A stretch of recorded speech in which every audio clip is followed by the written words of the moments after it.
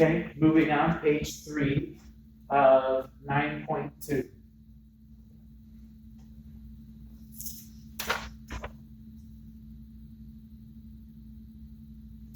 Okay, so this calculation, right, computing the confidence interval by hand, it's a little tedious, and we have to use StatCrunch to get the critical value anyway. If we're going to go to StatCrunch to get the critical value, we might as well just let StatCrunch do the whole thing for us, right? So we'll do that. To do this in StatCrunch, we're going to go to Stat, T-Stats, right? T-Stats because we're using the T calculator to get our critical values, right? So we go to Stat, T-Stats, one sample, and then either with data or with summary, depending on which one you were given, okay? So let me give you an example of one of these things. Right, so number 3 here says 10 randomly selected automobiles were stopped and the tread depth of the right front tire was measured. I should say front. The tread depth of the right front tire was measured. The mean was 0.32 inches and the standard deviation was 0.08 inches. Find a 95% confidence interval of the mean depth. Assume that the variable is approximately normally distributed. Okay, that's good. They're telling us that last part because our sample size is only 10, which isn't good enough, right? It's not big enough for us to assume that X bar is normally distributed. Except here they're telling us that it's coming from a population that's normally distributed, so we're good to go ahead and compute the interval. Okay? So to compute this interval, we're going to go to Stat, T-Stats, one sample, and I don't have raw data here. I just have a summary of the data, right? So we're going to say one sample with summary. When we go to those places, StatCrunch is going to prompt us to enter the value for the mean, the value for the standard deviation, and the value for the sample size. So let's write those down. Okay, the sample mean in this case tells us the sample mean was 0.32 inches. The sample standard deviation, it tells us, was 0.08 inches. And the sample size is 10. Okay, there were 10 randomly selected automobiles, so n equals 10. We're also going to have to enter in the confidence level. We want a 95% confidence level. Okay, so let's go to StatCrunch now and put all of those things in there, and we'll see what we get.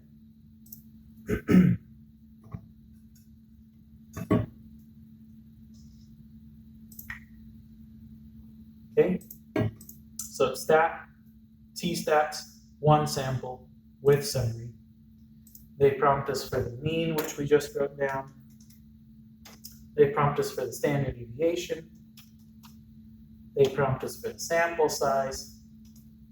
We want to construct a 95% confidence interval. So that's already set at 95%.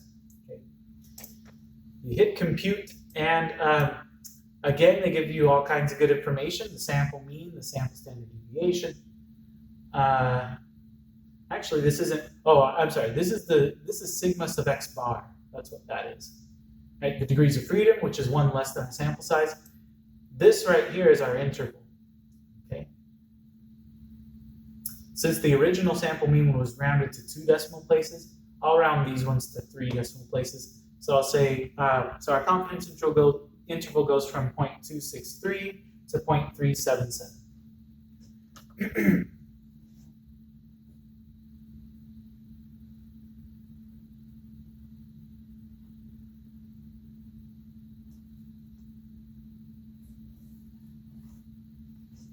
Okay, so there's our interval.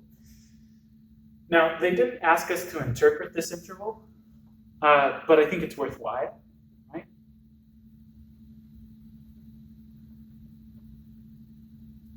So the interpretation would be something like this. We are 95% certain that the true mean tread depth is somewhere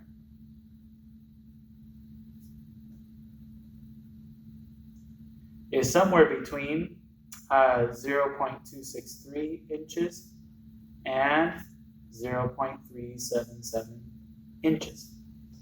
Okay, so that's the interpretation.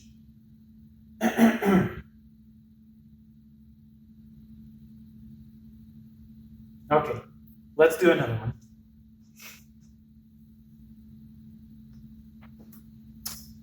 This next one says, the data in the table below show the reported miles per gallon of 2007 Ford Taurus automobiles for 13 different owners. Construct a 90% confidence interval for the mean miles per gallon of a 2007 Ford Taurus. Interpret the interval.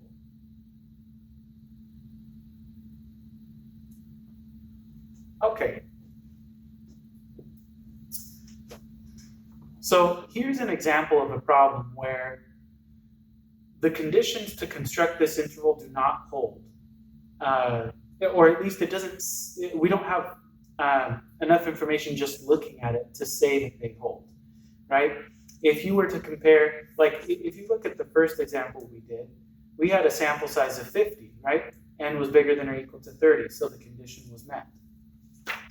If you look at number 3, our sample size was only 10, so the condition was not met, but we were told that we could assume the variable was normally distributed. In this example, our sample size is less than 30, and we're not told that we can assume that the variable is normally distributed. So to check conditions on this one, we need to enter the data in and see if the data looks like it could come from a population that's normally distributed. So let's go to StatCrunch and enter that data. We're going to have to enter the data anyway in order to construct the interval. So let's go ahead and do that.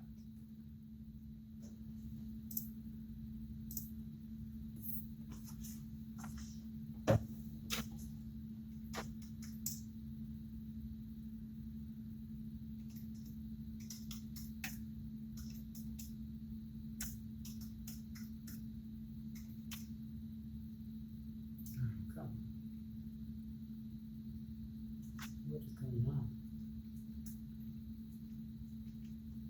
Let me try it. It's 28.5, 23.8, 25.2, 26, 23.5, 23.4.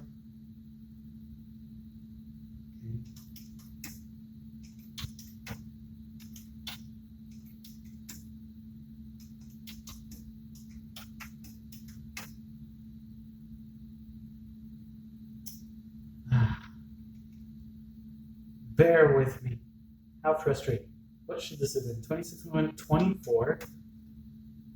Okay, 26.3, 28.4, 18.8, and 18.0. There we go.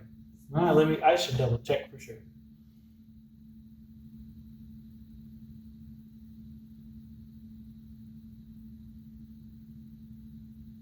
Okay, looks good.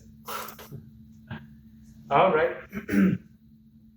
To see if this variable is normally distributed, we can look at a normal probability plot, right? So we did this in chapter 7.3. So you go to graph, QQ plot, you're going to add the correlation statistic, hit compute.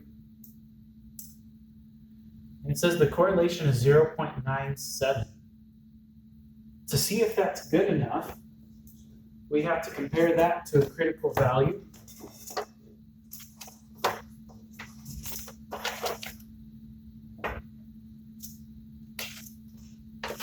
So I'm going to get that chart from 7.3. We have 13 owners here. Sorry, sample size is 13. The critical value that we have to beat is 0.932. Right? 0.932. Okay? And I got a correlation statistic of 0.97. So that's good news. Now, another thing that you should check for is you should check a box plot to make sure that there are no outliers in the data. So I'm also going to look at a box plot here. If we have outliers, then we have problems.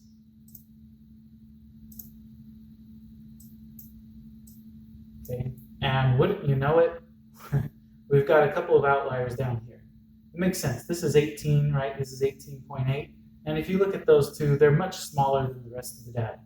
So, and here are those dots down there, right? They're kind of far away from the line compared to everything else. The correlation isn't bad.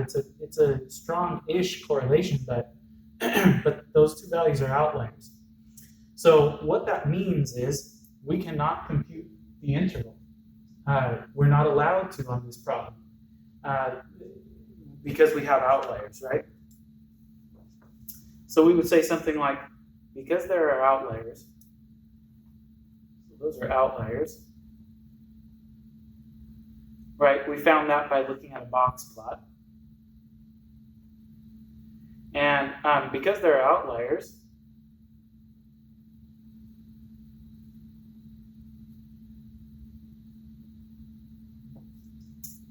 we cannot assume that x bar is normally distributed.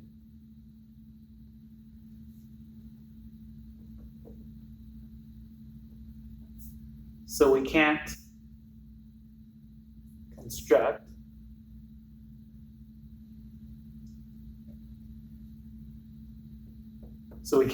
the confidence interval. I'm just going to abbreviate that, CI.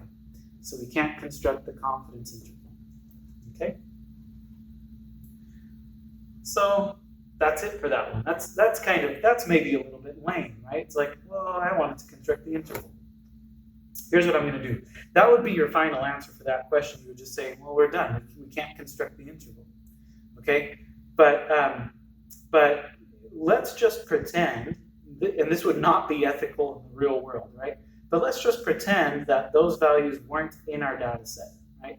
And let's finish the problem. I just want to finish the problem to show you how you would do this when you have raw data. Okay?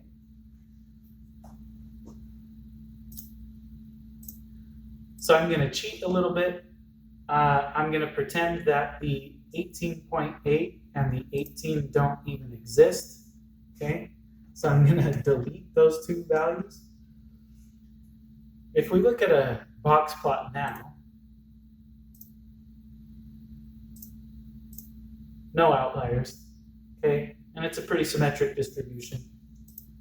So I'm going to go ahead and compute the interval, right? Or construct the interval. So again, to construct the interval, we go to stat, t-stats, one sample. And now this time we don't have a summary of the data, we have the raw data itself. So we're going to go to stat, t-stats, one sample with data. Then you have to tell StatCrunch where the data is stored. Okay? In my case, I've only put data in one column, so that's where the data is stored. And we wanted a 90% confidence interval. So we'll change the confidence level to 90%. Okay, then you hit compute, and there's your confidence interval. Okay, so that's how you would do the problem if you have raw data, but if it were actually normally distributed. Okay, so that's it for that. We'll move on to page 4 in another video.